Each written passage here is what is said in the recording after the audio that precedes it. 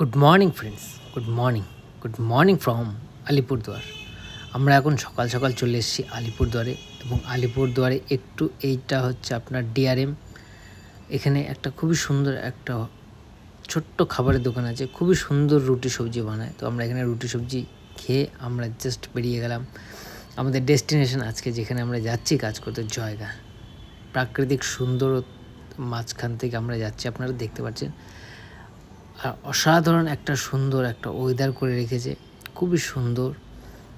আর আস্তে আস্তে চলছি, তার মাঝখানে একটু কিছুটা ভিডিও করে নিলাম।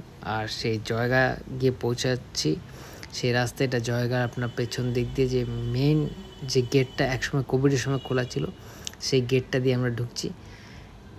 এখন আমরা আবার টোটাল চলে গেছি, এই পুরো জ্যাম আছে, পুরো ট্রাফিক জ্যাম আছে। আর এই আপনারা দেখতে পাচ্ছেন ভুটান গেট, ওই পারটায় ভুটান।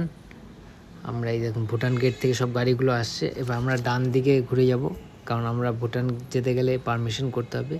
আর এইখানে গাড়ি পার্কিং করে নিলাম, করে নিয়ে একটু কাজ করব এখানে কিছু কাজ করে ডাক্তার, আমরা অ্যাকচুয়ালি মেডিকেল রিপ্রেজেন্টেটিভ, আপনারা জানেনই।